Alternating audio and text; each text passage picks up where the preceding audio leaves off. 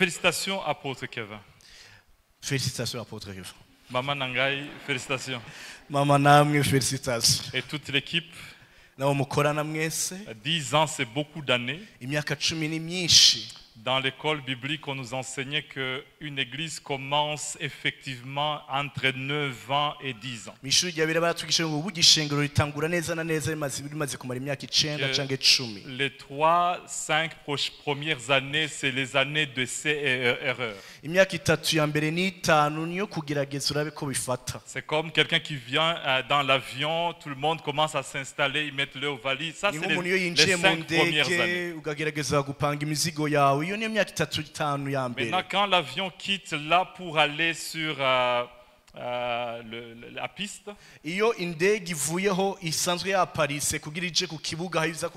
ça c'est entre 2 ou 3 ans. Donc quand l'avion commence à chauffer ses liaisons pour partir, il vient de célébrer 10 ans. Alors pasteur Kevin, tu viens de commencer l'église. Et une chose qui est très importante, c'est à partir de 10 ans que l'avion va prendre vraiment l'atmosphère de croisière. Et même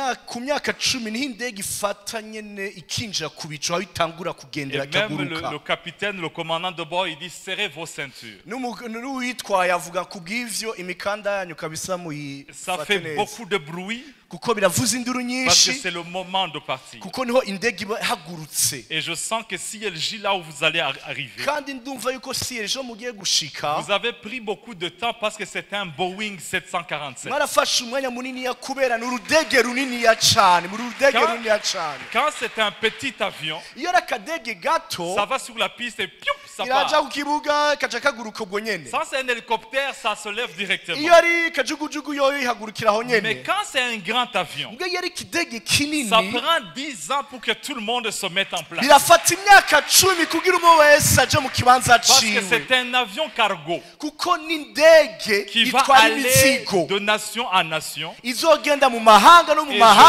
que la grâce qui est ici, c'est une grâce de 747. Et je suis fier d'être appelé ton ami.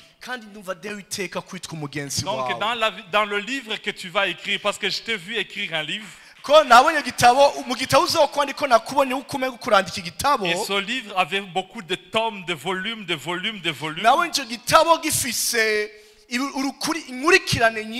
Quelque part, il faudra mentionner mon nom. Amen. Amen. My goodness. Actes des apôtres, chapitre 10. Nous allons lire à partir du verset 9 jusqu'au verset 13. C'est le thème, c'est le verset clé de ce soir. Alors nous allons faire une étude biblique. À un moment, nous allons prier. À un moment, nous allons crier vers l'Éternel. Le lendemain, comme ils étaient en route et qu'ils s'approchaient de la ville, Pierre monta sur le toit vers la 6e heure pour prier.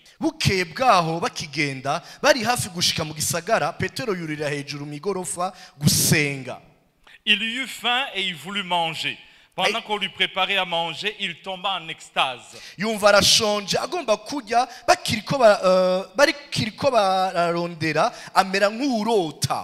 vit le ciel ouvert et un objet semblable à une grande nappe attachée par les 4 coins qui descendait et s'abaissait vers la terre.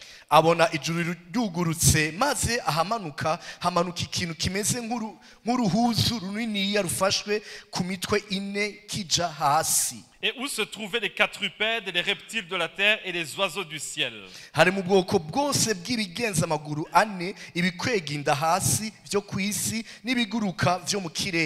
Et une voix lui dit, lève-toi Pierre, tue et mange. Amen.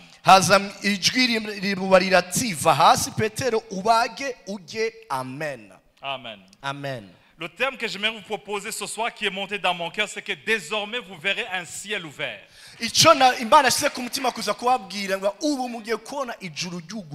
CLJ, c'est une parole prophétique pour certains d'entre vous. Mais je sens que ça sera un message prophétique pour cette assemblée. Désormais, vous allez voir un ciel ouvert dans cette assemblée. Apôtre Kevin, prépare-toi dans ton ministère, il y a un ciel qui va s'ouvrir. Nous allons définir tout à l'heure c'est quoi le ciel ouvert. Mais laisse-moi mettre en contexte ce chapitre 10. Ici on nous présente un homme qui s'appelle Pierre. Son nom de naissance s'appelle Simon. Il a marché avec Jésus pendant 3 ans et demi. Il était parmi les hommes clés, les hommes intimes de Jésus. C'est vrai, il a connu des hauts et des bas. Mais à un certain moment, Dieu va lui confier l'église. Jésus, avant de partir, il dit, vous serez mes témoins.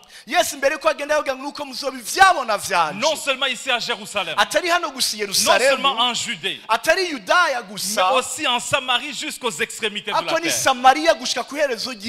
C'est le même Pierre que Jésus avait dit, je te donne les clés. Ce que tu lieras sur la terre sera lié dans les cieux. Et ce que tu vas délier sur la terre sera délié dans les cieux. C'est le même Pierre que Jésus va dire, paie mes brebis. Alors le premier chapitre, on voit les apôtres avec Pierre en feu en train de chercher le Saint-Esprit.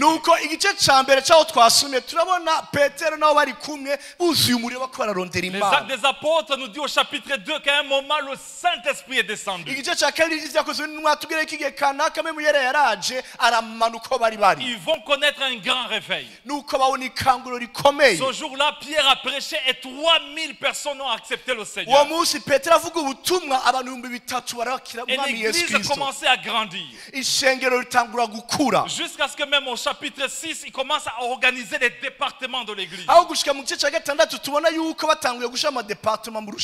Il va chercher ce qu'on appelle les diacres qui vont commencer à s'occuper des choses de chaque jour. La persécution n'a pas tardé, commence à venir, on a arrêté Étienne, on a même lapidé, il est mort. Et certains d'entre les gens qui étaient à l'église commencent à voir qu'il y a la persécution, ils commencent à partir à fuir. Et dans ce moment, c'est là où Pierre commence à voir et dit, je vais chercher la face de l'Éternel. C'est vrai, nous avons reçu le Saint-Esprit. C'est vrai, nous parlons en langue. C'est vrai, nous avons une grande église. Lorsque Pierre commence à compter, non seulement il y a 3000, il y a les 5000, il y a 120, c'est une méga church.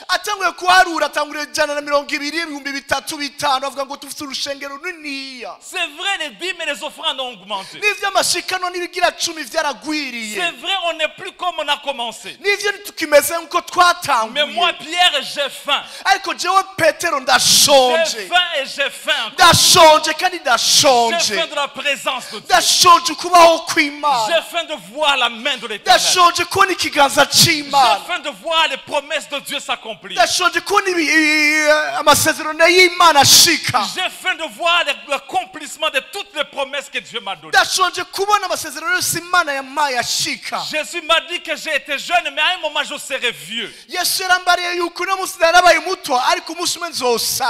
Ce n'est pas fini, j'ai encore du jus à donner. Je ne sais pas combien d'années le chapitre 10 a été écrit, mais c'est après tant d'années.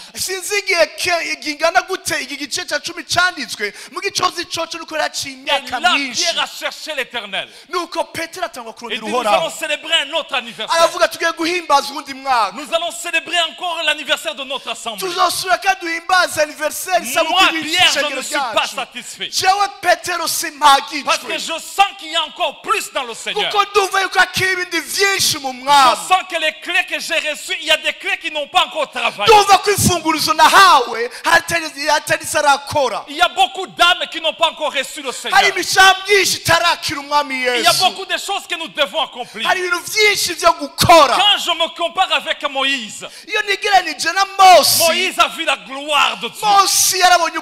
Moïse a écrit des livres. Moïse a écrit le Torah. Quand je vois le prophète Élie, il a demandé le feu de Dieu. Il a bloqué même la pluie. Quand je me compare aux anciens, je sens que je suis encore à l'école primaire. J'ai faim, moi. J'ai faim de ce que Dieu est capable de faire. Oui, nous avons bien commencé. Mais Jésus a dit que nous serons des témoins à Jérusalem. Mais jusqu'aux extrémités de la terre. On n'a pas encore d'autres nations. Le seul étranger que nous avons, c'est l'Éthiopien qui s'est converti. Nous avons besoin de voir des Burundais à l'église. Nous avons besoin de voir des Congolais à l'église. Nous avons besoin de voir un Français à l'église. Nous avons besoin de voir un Chinois à l'église. Pierre a dit non, nous allons chercher la face de Dieu. Nous allons prier jusqu'à ce que le ciel s'ouvre. Pierre va commencer à prier. Et Dieu va lui montrer une vision extraordinaire. Il voit une nappe qui descend. Il voit qui est attaché aux quatre coins. Il voit des quadrupèdes, des animaux de quatre pattes. Il voit des reptiles, des serpents. Il voit des oiseaux. Et Dieu lui dit, tu et mange. Dieu lui dit, mais qu'est-ce que tu veux me dire? Il dit, j'ai des nations que j'amène. Je n'ai pas encore fini. Toi, tu étais habitué à ça seulement. Mais là où je t'amène, c'est extraordinaire. Voilà les trois animaux qu'il a vus. Les quadrupèdes. Les quadrupèdes. Ce sont des animaux qui ont une stratégie de marché. Il dit, les nations où je t'amène, ce ne sont pas des gens qui pensent comme toi. Ce sont des gens qui ont une stratégie en avant. Ils vont commencer à penser 10 ans, 20 ans avant que ça arrive. Alors que vous les Juifs, vous ne pensez que maintenant. Mais là où je t'amène, ce sont des gens qui ont des planifications de 2033, de 2035. La deuxième catégorie que je t'amène, ce sont des reptiles. Ce sont des animaux qui ont des structures. Tu es habitué aux nations qui n'ont pas structuré. Mais je t'amène des gens qui sont structurés. Et Pierre commence à avoir peur. Il dit, Seigneur, tu m'envoies loin. Il dit, attends, je n'ai pas encore vu. Là où je t'amène, ce sont des oiseaux. Ils ont une capacité de s'envoler. Ils ne marchent pas seulement. Ils ne courent pas seulement. Je t'amène dans une nation, ils ont une capacité de voler. Et toi, Pierre, c'est là où je t'amène. Pierre a peur. Il dit, Seigneur, j'ai une petite onction. Il dit, oui. Si je t'amène ça, c'est que j'ai déjà mis la capacité de le faire en toi. Si je te montre cette vision, j'ai déjà mis les clés d'accomplir ça. Et la quatrième chose que je te montre, c'est la nappe qui descend. C'est retenu à quatre coins. Église CLJ. Si vous n'aviez pas encore un passeport, Cherche un passeport. Parce que Dieu va commencer à placer des gens aux quatre coins du monde. Parmi vous. Il y a des gens qui vont précéder l'apôtre en Samarie. Qui vont prêcher et dire, pasteur, il y a des gens qui sont convertis ici. Il y a des gens qui vont partir en Judée, qui vont amener un réveil et qui vont appeler l'église siège. Il dit allô CLJ. Pouvez-vous nous envoyer une équipe apostolique? Je ne sais pas si vous comprenez ce que je comprends. Parce qu'ici, il y a trop de baptistes ici, ils sont trop calmes. Nous allons prêcher aux pentecôtistes qui ont une capacité de comprendre ce que l'Esprit dit à l'église. Apôtre, qu'est-ce que je vois? Le ciel s'ouvre. Le ciel s'ouvre. Le ciel s'ouvre. Le ciel s'ouvre. Église CLJ. Cette semaine, vous allez commencer à sentir quelque chose d'extraordinaire. Il y a une atmosphère nouveau. Lorsque vous allez commencer à chanter, je suis entré ici aujourd'hui. Quand l'équipe de louange commence à chanter en français et en anglais. Oh, Alléluia. L'autre jour, j'ai checké Apôtre Kevin sur YouTube. J'entends Apôtre Kevin, he speaks English. J'ai dit voilà. Même si tu savais good morning et good afternoon, ajoute en commence à dire my name is. Parce que les gens vont commencer à te parler dans d'autres langues que tu ne connais pas. Sorry. Parce que Dieu t'amène des Italiens.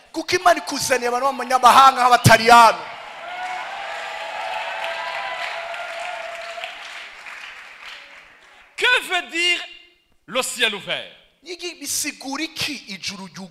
Laisse-moi vous donner 4 définitions de qu'est-ce que le ciel ouvert. La première définition, le ciel ouvert, c'est de travailler avec l'approbation de Dieu.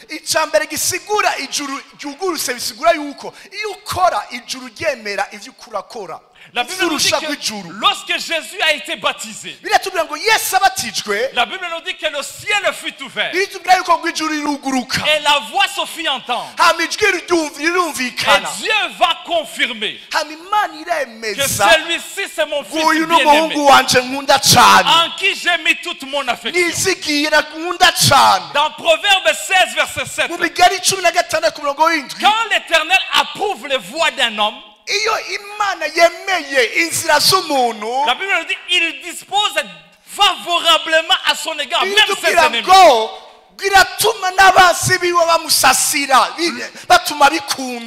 C'est-à-dire que lorsque tu travailles sous un ciel ouvert, Dieu met une approbation sur tout ce que tu fais. Et il dispose même tes ennemis. Même l'ennemi te regarde et dit bon. Même si je ne l'aime pas, il a la grâce de Dieu. Il y a la grâce de Dieu. Il y a des gens qui regardent même CLJ, qui ne l'aiment pas, mais qui disent quand même, cet homme de Dieu a la grâce de Dieu. Quand même cette église a sauvé beaucoup de jeunes. Même si je ne suis pas d'accord, il dit mon épouse, allez-y là-bas. Il dit aux enfants, allez prier chez Keva. Il dispose favorablement même tes ennemis. Deuxième définition du ciel ouvert, c'est de travailler sous une atmosphère de grâce. De grâce. Tu ne forces pas. Ça se fait soi-même. Toi, Néhémie, tu bâtis le mur en 52 jours. Alors que ça a pris 70 ans pour les autres de comprendre. Laisse-moi dire, c'est une grâce. Si tu comprends la grâce, dis seulement grâce.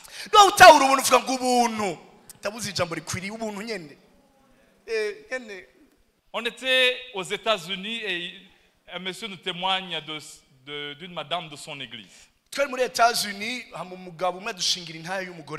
madame est partie à l'ambassade des États-Unis à Kinshasa. Elle voulait demander visa pour aller aux États-Unis. Alors les ambassades ici en Afrique, il faut se réveiller très tôt. Parce que le premier venu, le premier servi. Alors elle était là à 5 h du matin. 5h30. 6h. Elle a des migraines. Elle a besoin d'aller à la toilette. Le corps commence à être fatigué.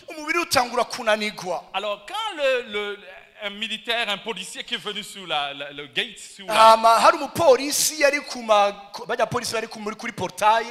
elle demande, laisse-moi aller à la toilette s'il te plaît. Je me sens pas bien. Mananzambe lui dit non. Ici c'est le Congo, mais ici c'est les États-Unis. Reste au Congo. S'il te plaît, laisse-moi 2 minutes. 2 minutes s'il te plaît. Mais quand même le monsieur le regarde, il dit en tout cas cette femme, elle se sent pas bien. Il dit madame, ne blague pas. Vite à la toilette et tu reviens. Et madame lui dit merci. Elle prend son petit sac et puis elle arrive à la toilette. Elle fait ce qu'elle doit faire. Et tout d'un coup, il y a quelqu'un d'autre qui rentre. Et une autre madame vient.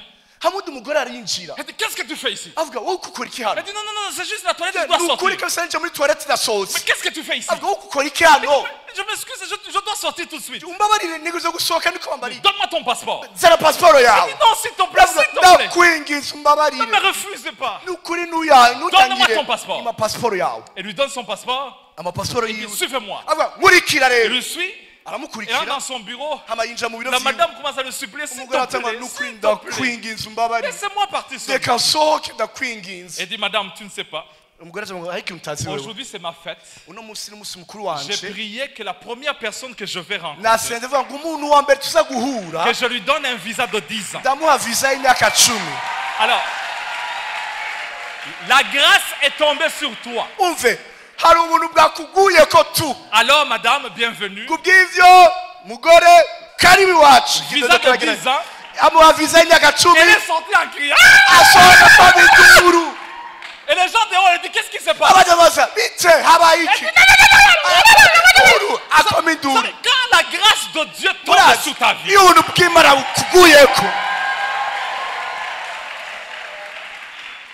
je prie que Dieu ouvre les cieux sur ta vie. Que tu sois à la bonne place au bon moment. Ce n'est pas à cause de tes forces. Ce n'est pas à cause de ton intelligence. Ce n'est pas à cause de ta capacité. Mais parce que la grâce de Dieu est sur toi. Et que tu es entré dans le ciel ouvert. La Bible nous dit que le bonheur et la grâce m'accompagneront tous les jours de ma vie. Si elle gît, le ciel s'ouvre dans votre vie. Vous allez connaître un ciel ouvert.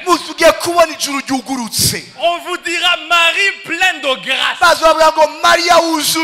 Non pas parce que tu méritais. Tu n'as que 16 ans. Tu es vierge, tu n'as jamais connu un homme.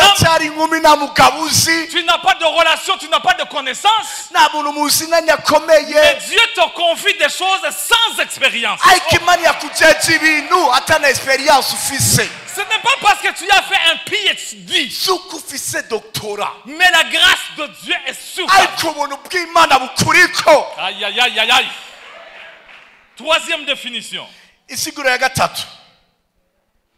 Le ciel ouvert c'est travailler en expérimentant le trésor de Dieu.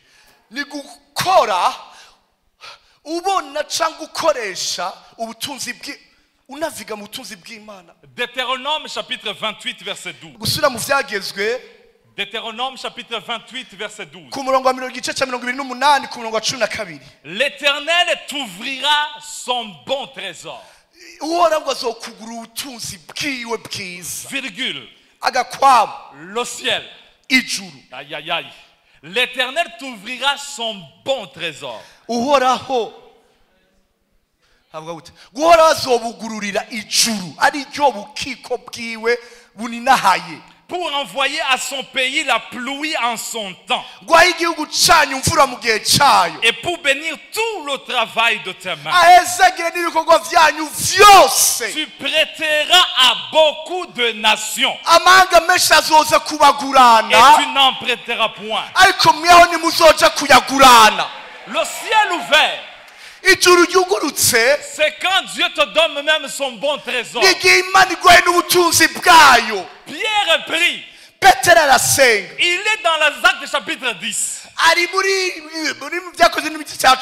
en de prier en disant Seigneur, même si j'ai eu les clés, nous sommes encore locataires. Seigneur, Pierre a prêché en disant je n'ai ni or ni argent. Oui, il y a des miracles. Oui, les paralytiques marchent. Oui, les morts ressuscitent. Les Tabitha ressuscitent. Mais Pierre dit on n'a ni or ni argent. Mais comme Dieu lui dit, le ciel va s'ouvrir. Et tu vas commencer à voir de Oshakaya Sakaba. Dieu va commencer à te faire confiance. Il y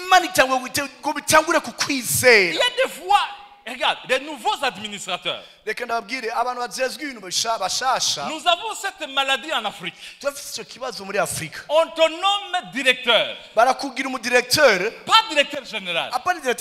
Juste directeur. Et tu commences à gonfler tout le monde. Tu commences à montrer à tout le monde que c'est toi le directeur général. Et Dieu regarde et dit si je lui confie peu comme ça. Et je regarde son cœur. Il n'est pas capable de saluer les autres. Il n'est pas capable d'être reconnaissant aux autres. Comment se fera-t-il lorsqu'il sera ministre des Affaires étrangères? C'est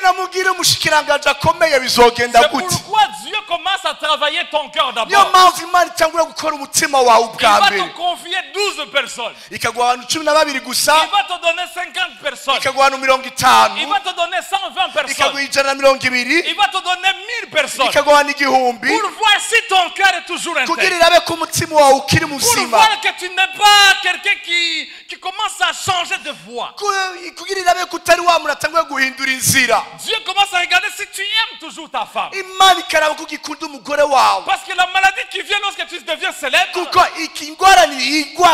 de commencer à aimer tout le monde et à oublier d'où tu viens. C'est là où on commence à voir quelqu'un qui est élevé mais qui commence à avoir 5 bureaux, 8 bureaux. Comment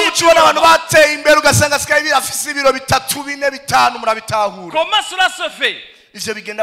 Parce que le cœur de l'homme est méchant et mauvais. Et Dieu dit je vais te confier. Et ce que je sens ici, il y a un bon trésor qui s'ouvre. Papa Nangai. Papa. Quand Dieu va te visiter, laisse-moi le dire en Kirundi. Il y avait un brigand sous la croix qui s'est tourné, il a regardé Jésus. Il a dit Jésus, toi tu vas entrer dans ton royaume. Mais quand Dieu va te visiter, moi je suis encore sous la croix. Ne m'oublie pas. Alors apporte Kevin. Dieu va te visiter. Nous sommes encore crucifiés. Souviens-toi de nous.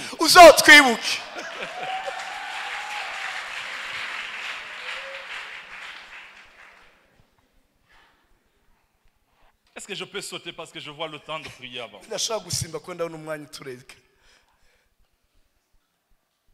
Laissez-moi comparer l'empire italien que Dieu lui confie, l'empire romain.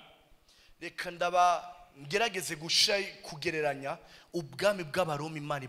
le royaume de Dieu. Parce qu'il faut comprendre là où Dieu t'envoie. Les Romains sont spéciaux. La première des choses, ils sont professionnels. Quand il est chevalier, il est chevalier. S'il travaille sur le bateau marin, il est bateau sous-marin. Il ne tâtonne pas d'ici là-bas, d'ici là-bas. Non, il reste dans son corridor. Il dit, l'empire où je t'envoie, toi Pierre, ce sont des gens professionnels. Quand on donne à un militaire romain de garder quelqu'un, c'est-à-dire que sa vie dépend de lui.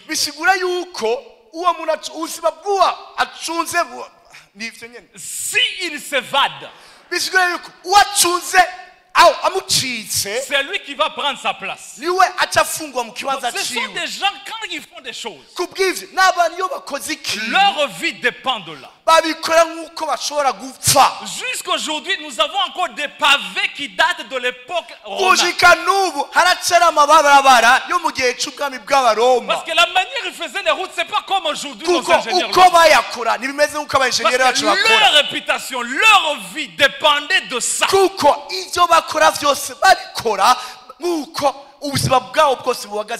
Pierre, tu dois comprendre où tu vas. Parce que Pierre, tantôt il est prédicateur, tantôt il est pêcheur, tantôt il fait son et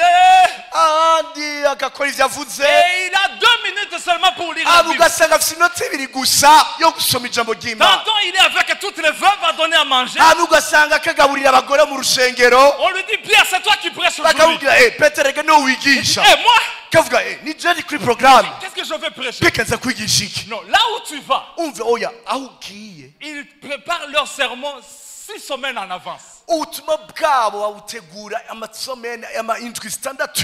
J'étais choqué par Joel Osteen. Joel Osteen a les messages qu'il va prêcher les 6 prochains mois.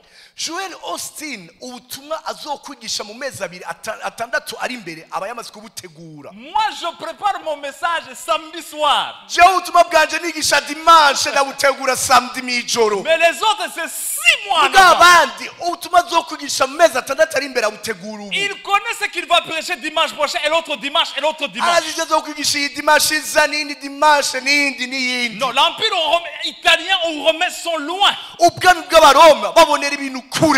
La deuxième chose que je trouve dans l'empire romain, il veut un succès rapide. C'est maintenant. Alors que le royaume de Dieu, c'est un processus. C'est une semence. Jésus a dit, le royaume de Dieu est comme une graine qu'on a semé, qu'on a planté, et on a arrosé, et on a veillé. Et un jour, ça a produit des fruits. Mais le Romain veut tout maintenant. C'est là où nous avons des problèmes avec les gens. Et Pierre, que tu m'écoutes, le succès que tu cherches dans le ministère, sachez que ça va venir graduellement. Oui, tu y arriveras. Mais prends doucement et tranquillement ce que Dieu te confie. La troisième chose que je trouve chez les Romains, c'est un lieu de problématique de mariage. Dans l'histoire, on nous dit que sur 15 empires que la Rome a connus,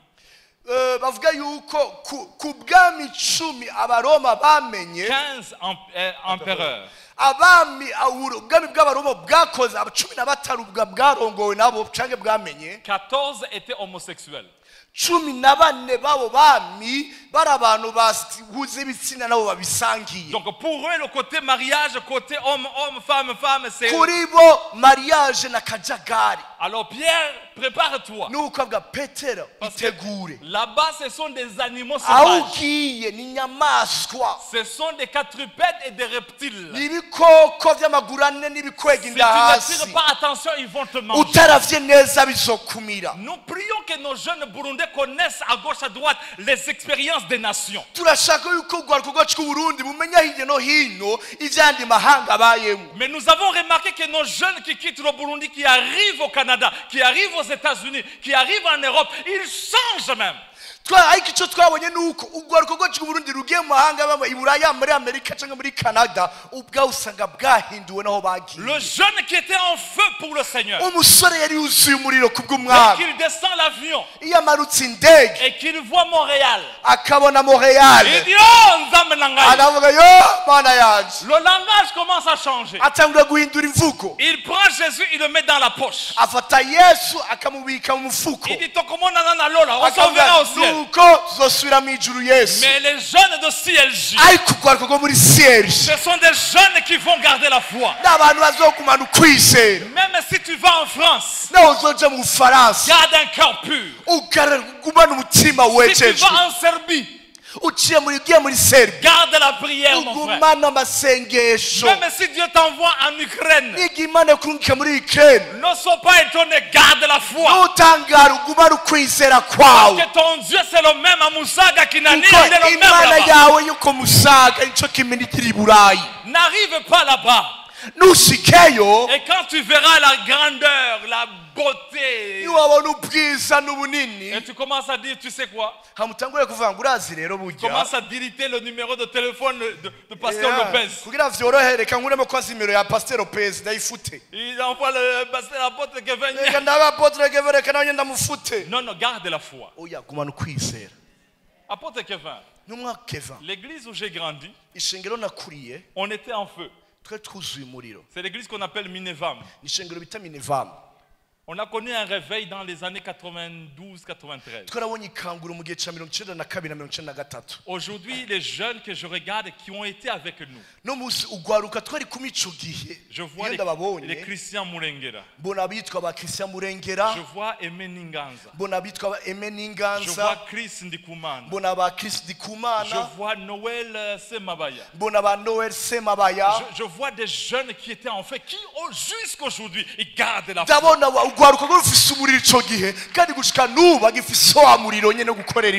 J'entends des gens comme Diamond de Mugisha. J'entends des jeunes qui avaient la foi et qui gardent la foi. Et je me demande si dans 10 ans, si je reviens à CLJ, et je demande comment était le jeune là. Est-ce qu'ils vont donner un témoignage? Ou ils vont dire oh,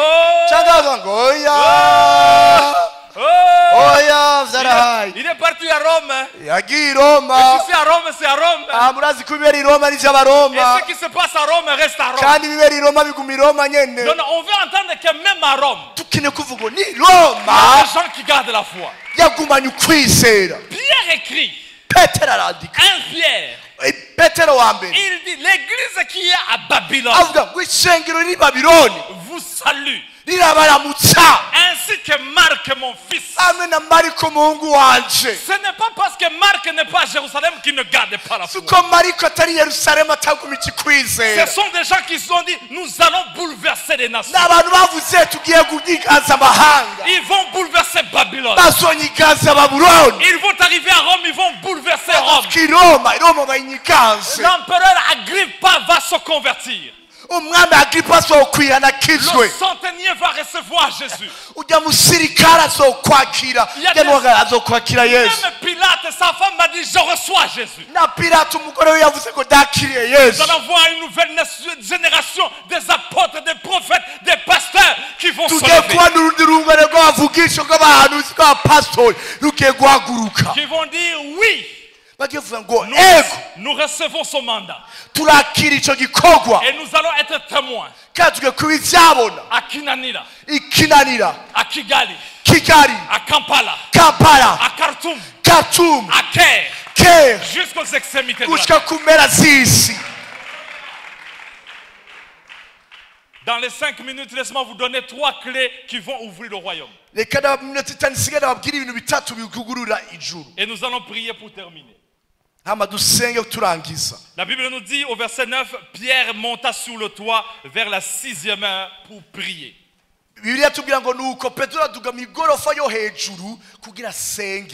La prière ouvre le ciel. Il a dit quiconque demande reçoit. Celui qui cherche trouve. Et on ouvre à celui qui frappe. Cette semaine de prédication d'enseignement amenez un cœur qui va bombarder le ciel. Je ne viens pas demander. Je ne viens pas chercher. Cette fois-ci, je vais frapper. Si LG, ça c'est la semaine de grâce. Où tu vas frapper le ciel. Les choses qui étaient bloquées. Ton mariage qui était bloqué. Tu vas commencer à dire Seigneur, c'est fini mon célibat. Je reçois mon mariage dans le nom. Je ne sais pas où tu vas retrouver. Mais arrange-toi parce que ça c'est le temps où le ciel s'ouvre. Mon épouse vous témoignera un jour. Elle vivait à Ottawa. À un moment, elle a dit Seigneur, c'était au mois de décembre. Elle a dit je veux jeûner jusqu'à ce que Dieu ouvre le ciel. Je suis fatigué. Je ne veux pas manger tous les jours. Je mangerai le soir. La journée, je boirai un petit café. Mais jusqu'à ce que Dieu ouvre les portes. Décembre, janvier, février. Moi, je n'étais pas au Canada. Moi, j'étais quelque part dans une ville qu'on appelle Birmingham en Angleterre. Je menais ma vie. J'étais pasteur. J'avais ma petite congrégation. On aimait le Seigneur. Et puis tout d'un coup, j'ai commencé à dire non, je dois me marier. Ça c'est le mois de février. J'ai dit non. Je dois me marier. Alors je commence à regarder. Vous savez, on a des yeux spirituels qui vont dire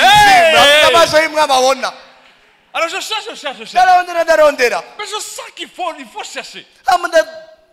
Il y a quelque chose. Je dois trouver la femme de ma vie. Je commence à mettre la liste de la femme que je veux. Numéro 1, numéro 2, numéro 3, numéro 4. Vous savez ces choses que tu fais à 3 h du matin. Où tu sens que non, maintenant je vais chercher. Allez. Je vais travailler pour trouver une moine. Même si je n'ai pas une moine encore, mais je dois trouver. Alors à ce temps-là, les websites commençaient. On connaissait yahoo.fr. On connaissait hotmail.com. Bon, ceux qui cherchaient les nouvelles, on cherchait burundi.gov.bi. Des fois, on cherchait Infonet, CBInet. Et puis, quelqu'un m'a dit, il y a un website de Burundi qui s'appelle www.burundiforjesus.org. Alors j'ai dit, ok, on va aller burundiforjesus.org. Je regarde première page, deuxième page. Bon, vous savez, nous les Burundais, des fois tu regardes pour regarder. Et vers la 6e page, on dit page de poèmes. Alors moi qui a fait les lettres, Laisse-moi cliquer pour voir les poèmes burundais. Je clique et je vois un bon poème. Et tout d'un coup, je vois en bas une photo. Et je vois une belle fille, franchement, chaque fois que je visitais Burundi 4G, j'allais à la 6e page. Les histoires, qui sommes-nous, notre vision.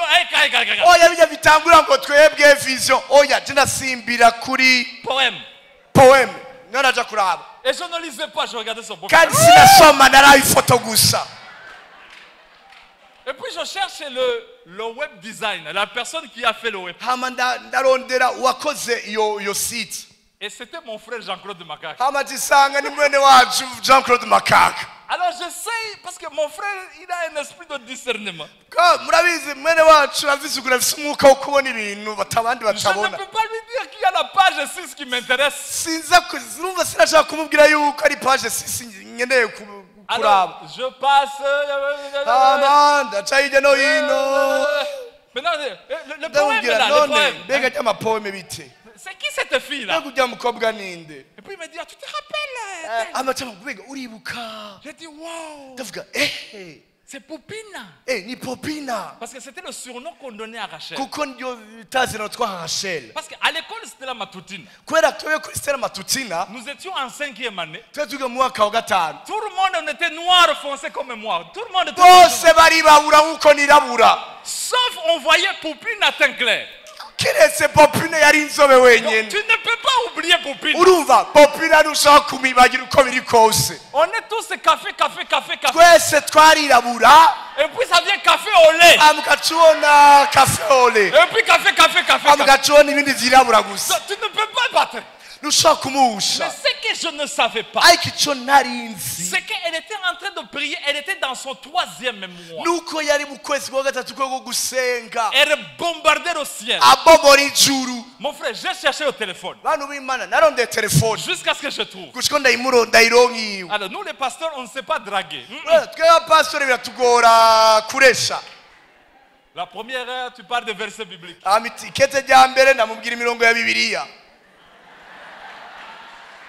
Le lendemain, je l'appelle.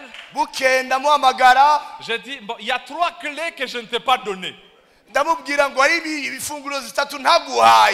Hier, j'ai parlé de 2 clés, mais aujourd'hui, j'ai 3 clés. 3e jour, j'ai dit, mon cœur brûlé. J'ai dit, bon, apôtre, on est habitué au carton rouge. Bon. Apôtre, amakarito rouge turayamenyereye. On y va seulement, on y va. Turagiye homba kikiba kibe. Alors j'ai dit, bon, Rachel, Popina. Urumva Rachel Popina. Et ouais, je passe pas à gauche à droite. Urumva sinza kuja hirya no hino. Moi je suis intéressé en toi. Nukuri jewe hari ukuntu nyene vyabaye ndagu. Et même au téléphone j'entends un silence. No mu telefone yanjye turumva umwana arahoze. Parce que les célibataires, laisse-moi vous aider un peu. Les célibataires, reka ndabafashe gatoyi. Kirazira kududurirako. Ne jamais aller directement. Il faut aller doucement, mollo. Doser. Moi je dis je peux pas doser, je suis pasteur. Allez.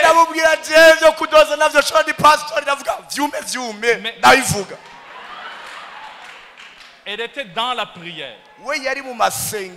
Bien aimé, la prière peut amener ton mari de Chine jusqu'à Bujumbura. La prière peut amener des mages qui viennent de l'Orient jusqu'à Bethléem. La prière peut amener de l'or, de l'encens et de la myrrhe jusqu'à destination. Cette semaine, nous allons prier que le ciel s'ouvre. Que les choses qui n'avaient pas le GPS commencent à redirectionner la localisation. Cette bénédiction appartient à CLJ. La deuxième chose qui ouvre le ciel. Et nous allons prier parce que je sens que c'est la générosité.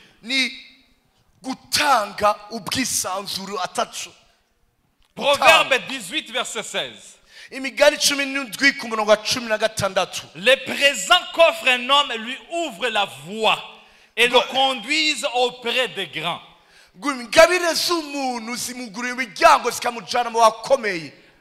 La manière d'ouvrir ton cœur est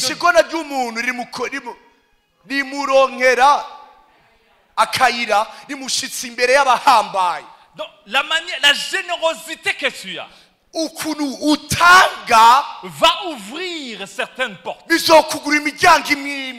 Il y a des dons, des cadeaux, des offrandes qui viennent toucher même le cœur de Dieu. Laisse que Dieu te donne un cœur généreux. Que même dans ta vie personnelle, tu sois un homme qui ouvre les yeux à cause de la générosité. Même Dieu dit à Malachie, apportez des trésors dans ma maison. Mettez-moi à l'épreuve. Pour que vous ne voyez pas que je n'ouvre pas les écluses des cieux. Parce que la générosité ouvre les portes. Je prie qu'à l'église CLJ, il y ait des Joseph d'Arimathée, des gens qui sont généreux, qui croient dans la vision de quelqu'un, même dans les moments difficiles. Ils sont capables d'être généreux, d'acheter même la tombe, en disant je crois dans la vision, même si nous passons des moments difficiles, nous allons ressusciter après le 3e jour. Je prie que des hommes et des femmes, des Joseph et des Joséphine d'Arimathée, qui se lèvent et qui disent à l'apôtre Kevin, je vais te soutenir, je serai là.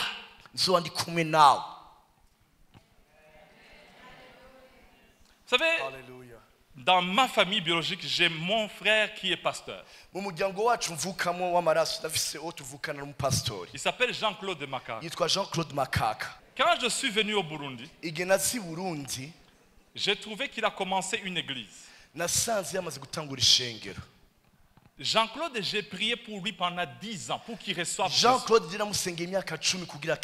J'ai été là dans ses débuts. Quand il parlait en langue pour la première fois, j'étais là pour l'accompagner. Quand il est parti à l'école biblique, je l'ai accompagné. Quand on l'a ordonné diacre, j'étais là. Quand on l'a consacré ancien de l'église, j'étais là. Et même quand on lui a donné le pastoral, j'étais là. Et quand j'ai entendu qu'il a commencé l'église, je pouvais venir aussi au Burundi en disant je vais ouvrir une église Alpha Omega de la résurrection de Jésus-Christ de Nazareth. Et je pouvais le mettre sur l'avenue, le boulevard 28 novembre. Mais j'ai regardé. J'ai dit non, mon frère a l'onction. Quand je l'écoute prêcher, je suis content. Au lieu de commencer une autre église, pourquoi ne pas être un Joseph d'Arimathée et le soutenir? Pourquoi ne pas lui donner mes mains, mes pieds, ma tête, mes jambes pour soutenir cette vision? On a besoin de gens qui se sacrifient pour les autres. Pas les gens qui commencent des complots, des coups d'état derrière. Est-ce que tout est toujours parfait? Non. Mais on a besoin de gens qui se lèvent, qui disent nous allons bâtir. Cette semaine, À l'église CLG, n'ishingo rya CLG je cherche des hommes et des femmes. ndarondera abagabo n'abagore Oui, tu as l'onction. n'ivyo urafise amavuta Parce que parmi les choses que Pierre est en train de prier, kuko mu bintu bimwe petero yasengera il prie à cause de la peur. akarasenga kubera ubwoba Au début, c'était lui seul le prédicateur. ubwa mbere rero we yavuga ubutumwa wenyene Maintenant, au chapitre 10, il n'est plus seul. ubu mu gice cya 10 nakiri wenyene Parce qu'il y a Paul qui vient. kuko hariho na Paulo Au yinjiye chapitre 9, il y a Paul qui se yaje convertit. mu kwezi kw'icenda mu gice c'icenda petero na Paulo akijijwe Il a fait l'étude de l'école biblique de Jérusalem. we yize ishuri rya bibiliya ry'i yerusalemu Quand Paul prêche, ce n'est pas comme Paul, comme Pierre. igihe Paulo akarigisha niyo meze nk'uko petero yigisha Paul prêche avec le grec et le romain et l'italien. Paulo yakarigisha yigisha mu kigiriki mu kirati no mu gitaliyano Mais quand Pierre prêche, ariko nous mourons. petero wewe ari umurovyi nyene Et puis tout d'un coup, il y a un certain Apollos qui vient. hama mu nyuma caraza n'uwundi yitwa Apollos Apollos, c'est la crème de la prédication. Apollos we yigishije vyari ibindi bintu C'était un noir d'Alexandrie. yari umwirabura yava mu gihugu mu Quand gisagara ca Apollos Alexandria prêchait, même Paul disait, Apollos akarigisha na Paulo yaricara kumviriza avuga Petit mu Nangai Petero aza mafuta mingi. ujya mu Petero afise amavuta Maintenant, Pierre regarde, il n'est plus le seul nuko prédicateur. de la Petero vie. yisanga atakiriwe afise agatuti wenyene Mon frère, quand il prie, il ne demande pas seulement donnez-moi, donnez-moi. Il dit Seigneur, akarasenga nasenga avuga ngo mana magusa bijya avuga ngo j'ai atteint mon plafond de sermon. umve ubutumwa bwanje numva bwaheze mana Parce que j'entends les autres qui prêchent et disent kuko hari abandi bigisha nkumva birarenze Et quand j'écoute les Philippe, iyo numvise Filipo qui akarigisha ne sont que seulement des diacres, ari umudiyakoni gusa quand ils prêchent, même le ciel s'ouvre. iyo yigishije n'ijuru riruguruka Étienne, Stéphane, quand ils prêchent, même Jésus se lève. Stefani akarigisha na Yesu araza akamwumviriza Et Pierre regarde et dit Seigneur, Petero arabira bavuga ko mwami donne-moi une onction nouvelle. amavuta mashasha ndayakeneye Parce que à côté des autres là, kuko ndabona muri aba bantu je veux perdre la popularité. byaheze ivy'iwanje Parce que c'est ça la beauté du ministère. kuko iki nico ciza cy'igikorwa c'Imana Lorsque nous pensons qu'on a atteint le niveau, igihe twibazije yuko twahejeje twashyize hejuru Dieu élève des gens qui sont sur le banc de touche. Imana ihagurutsa abantu bari bicaye hajya inyuma Qui commencent à dire c'est mon tour maintenant. bagatanga bavuga ngo bana nanje no musi ikibanza n'icy'iwanje Quand nous regardons NBA avec les playoffs, iyo turaba NBA n'ama playoff il y a des jeunes qui se lèvent maintenant. hari ugwaruka ruko rurazu Il y a un jeune qui s'appelle Anthony Edwards. hari umujeni witwa Anthony Edwards Il n'a pas peur de LeBron James. natinya LeBron James Il n'a pas peur de Kevin Durant. naraba natinya Kevin Il n'a Durant pas peur de Stephen Curry. natinya Stephen Curry Il dit ça c'était votre temps. aravuga mwege igihe cyanyu cyarabayeho Mais quand moi je sors, ariko uyo je sivye vais marquer l'histoire. ngiye kwandika amateka Apôtre Kevin, il y a un problème. Apotre Keva ari ikibazo Les jeunes qui viennent après nous, ugwaruka ruzi inyuma yacu ils ne sont pas seulement pasteurs. si abapasitori gusa Certains sont prophètes. bamwe n'abaprofeti Ils ont des yeux spirituels. bafise amaso y'imwemu D'autres sont des implanteurs d'église. abandi ni abantu imana amagere gushinga amashengero Alors que nous, ça nous a pris 20 ans pour implanter une seule église. twega eko twebwe dusavye imyaka 20 kandi twubaka ishengero Les rimwe jeunes prophètes d'aujourd'hui, ils ont 20 paroisses ariko déjà. abajeni profeti Dans uno 3 munsi ans. usanga afise amaparosi 20. Oh, apôtre Kevin, nous devons prier, mon frère. Apotre Keve tugiye gusenga mbere tata Parce que quand le père prêche, kuko iyo pese yigishije et quand il finit de prêcher et qu'il chante, amaze kwigisha akaririmba tout à l'heure je disais à ma femme, quand j'écoute les autres chanter, nako nabwira madamu ati ndumvise abako bararirimba moi je ne peux plus chanter. Non. jewe kidabivamo sisura kuririmba Alors que moi j'étais le meilleur chanteur. kandi jewe hari igihe kimwe nigeze kuba ndi worship leader akaze Bandeko Nangai. bantu b'imana Oh, je prie pour les pierres. ndasengera petero Que Dieu ouvre le ciel. imana yugurura Que icuru Dieu ouvre le ciel. imana yugurura icuru Et la dernière chose que j'aimerais finir, icanyuma ashaka kurangirizako c'est la culture d'honneur. ni kugira umuco wo kubaha wo guha agaciro Le Saint-Esprit dit à Pierre, mwe muyera arabwira petero il y a des gens dehors. hari abantu bari hanze C'est moi qui les envoie. ni jewe nabarungitse Suivez-le. ubakurikire Pierre pouvait dire, petero gushaka kuvuga qui ngo sont ces gens qui me cherchent? abo bantu ni bande bandonde Pourquoi leur chef n'est pas venu me chercher? kubera iki umushefu wawe atari we yaje Mais le kunsanga Saint-Esprit honze lui dit, pour que le ciel s'ouvre, ariko mwe yaramubwira ngo kugira ngo ijuru ryuguruke il faut la culture d'honneur. ukwiye kugira umuco Il faut wo pas- kubaha wo guha Les gens ont méprisé l'onction de Jésus à Nazareth. Et l'onction n'a pas coulé. Et Jésus a dit que l'onction du prophète n'est méprisée que dans sa propre maison. Dans l'armée, on apprend à honorer celui qui est devant toi. Tu dois l'honorer. Celui qui a le matricule avant toi, tu dois le saluer. Celui qui est venu avant toi quelques années, tu dois le saluer avec respect. C'est seulement dans les églises où on voit qu'il y a manque d'honneur. L'équipe pastorale honorait toujours l'onction sur cet homme. Honore toujours l'onction qui est au milieu. Parce que c'est là où le ciel s'ouvre. Jésus disait toujours, Père, je t'honore. Il est Dieu aussi. Il est Dieu. Mais il dit, Père, je t'honore. Et celui que je vais vous envoyer, le Saint-Esprit, le Consolateur, lui aussi va parler de moi. Comme moi j'ai parlé du Père. Il n'y a rien que j'ai fait que le Père ne m'a pas donné. Je prie qu'il y ait la culture d'honneur dans cette assemblée. Parce que lorsqu'on va s'honorer, on va aller de gloire en gloire. Ce soir, j'aimerais prier avec quelques personnes. Parce qu'il y a une grâce ici. Dieu va visiter. Alors le jeune homme qui est dans les médias numéro 3 ici. Numéro 3. Oui, lève-toi. Nous allons prier ensemble. Parce qu'il y a la grâce de Dieu sur ta vie. Je ne sais pas ce que tu es venu chercher ici, mais Dieu est avec toi. Le ciel s'ouvre dans ta vie. Il y a une grâce nouvelle. Il y a une autre maman que j'ai vue en jaune de ce côté. Oui, oui, lève-toi. Non, elle se cache un peu. Lève-toi, Dieu t'a localisé, maman. Voilà.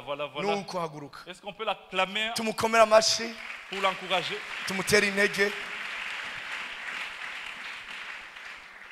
Ma soeur, je ne sais pas ce que tu traverses, mais chaque fois que je te regarde, il y a une main de Dieu sur ta vie. C'est comme si Dieu t'a enlevé des choses qui pesaient sous tes épaules. Parce que Dieu est avec toi. Il y a des fois nous prions. On pense que Dieu ne nous connaît pas. Dieu te connaît. Dieu a dit aux gens de Corneille, allez dans la maison telle, au 3e avenue, dans telle maison, chez telle, il y a quelqu'un qui est. Parce que des fois le ministère, le poids du ministère devient long. Et on oublie que même Dieu nous connaît. Alors vous les deux personnes, venez ici devant nous. Je vais vous demander, on va tous se lever un peu. Nous allons prier ensemble, Seigneur. On va prier avec ces deux personnes ici.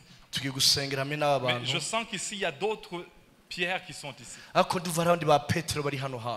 Et nous allons prier avec eux. Il y a non seulement des pierres, mais il y a des pierrettes. Des pierrettes qui sont ici en disant, Seigneur, tu m'as oublié. Mais je sens l'envoi de Dieu qui dit, non, je ne t'ai pas oublié. Je viens te secourir. Je viens te bénir. Apôtre Kevin, cette assemblée va être visitée. Le ciel s'ouvre dans cette assemblée. Un bon trésor se trouve ici.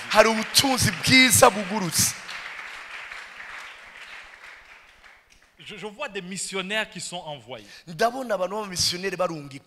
y a des gens qui sont envoyés dans la région. Il y a d'autres qui vont aller en Afrique. Mais je vois d'autres qui vont dans des nations lointaines. Parmi les gens que vous êtes en train de former, il y a des hommes et des femmes que Dieu va utiliser comme Philippe. les miracles vont les accompagner. La grâce va les accompagner. Je vois même des Éthiopiens qui se convertissent à cause de leur évangile. Ce sont des nations qui vont se convertir. À un moment, tu auras un problème de choix. Entre de rester au Burundi ou de déménager. Parce que Dieu va t'utiliser puissamment. Apôtre Kevin, je suis fier de toi. Je suis fier de toi. Je suis fier de toi. Je suis fier de toi.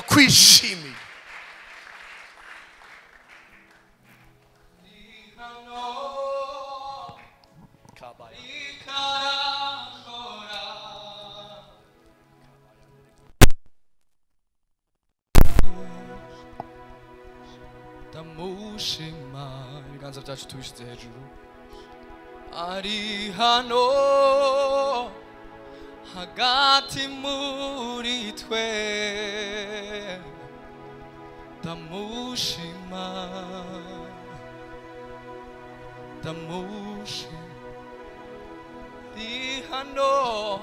ari hano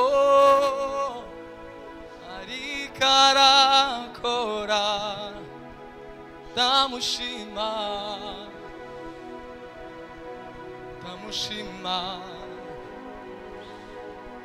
Yesu ari hano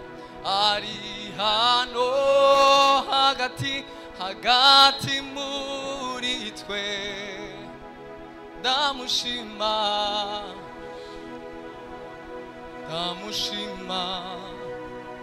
uvyezeye Yesu ari hano ndavyize hagati muri twe damushima Yesu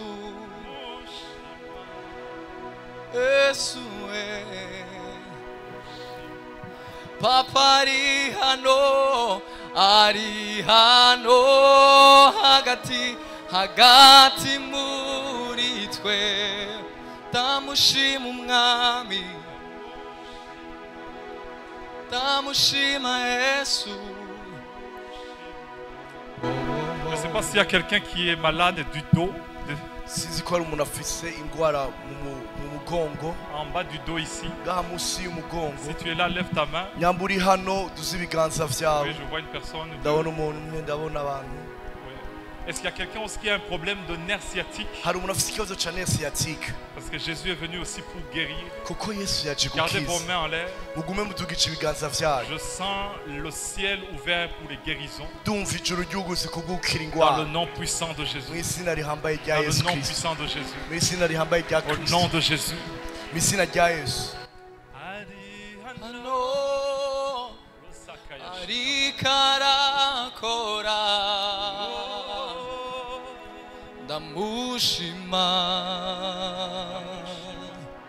Damushima Nemuye nawe ari hano ari karakora Damushima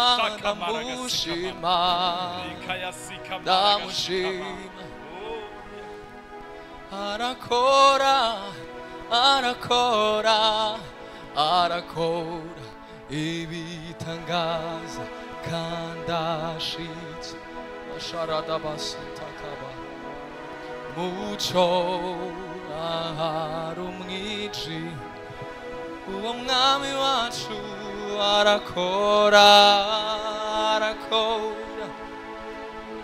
kandashitsa masezerano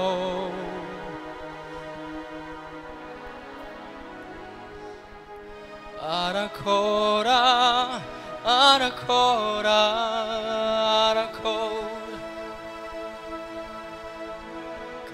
kandashitsa umuco aharumwi n'amajwi yacu twese Yesu arakora ibitangaza kandashitsa masezerano muco aharumwi Est-ce qu'on peut prier ensemble quelques minutes? Ne plus qu'une minute, élève ta voix là où tu es. J'aimerais que ta voix s'élève vers Dieu. Dis, Seigneur, j'ai faim de toi. J'ai faim. Au nom de Jésus de Nazareth. Au nom de Jésus. Que tout ce qui était bloqué s'ouvre maintenant. Là où il y avait des blocages s'ouvre maintenant. Là où c'était fermé s'ouvre maintenant. Je prie une nouvelle dimension. Une onction de grâce. Une onction de grâce. Une onction nouvelle. Au nom de Jésus de Nazareth. Au nom puissant de Jésus. Je brise tout ce qui s'élève contre cette assemblée. Dans le nom puissant de Jésus. Au nom de Jésus. Que le ciel s'ouvre. Père, confirme encore. Confirme encore. Au nom de Jésus. J'appelle des choses à l'existence. Ce qui était impossible. Au nom de Jésus. Que le mal de dos disparaisse. Que le nerf sciatique soit guéri. Dans le nom puissant de Jésus. Dans le nom puissant de Jésus. Je déclare que si LJ va d'une dimension à une autre, qu'une grâce nouvelle soit accordée. Élève des hommes et des femmes, Seigneur. Que les femmes d'affaires se lèvent. Que les hommes d'affaires se lèvent. Au nom de Jésus de Nazareth. Je prie pour des Joseph d'Arimathée. Élève des hommes et des femmes, Seigneur. Que cette assemblée connaisse une nouvelle onction. Une grâce nouvelle. Seigneur, que l'apôtre Kevin arrive là où on n'a jamais arrivé. Arrive là où on n'est jamais arrivé. En lui il y a des livres, Seigneur. En lui il y a des films, Seigneur. En lui il y a des grandes choses, Seigneur. Seigneur mon Dieu, moi tu l'as appelé jeune. Pour nous montrer que dans cette ville, tu ne nous as pas oublié. Tu vas élever des hommes intègres. Au nom de Jésus. Je prie pour sa famille, Seigneur. Que tu le bénisses, mon Dieu. Que tu le protèges, Seigneur. Que tu le gardes en toi. Et que la gloire te revienne. Que ton nom soit loué, Seigneur. Oh, Shakaya Sakamara Gasikama. Acclamez pour le Seigneur notre Dieu.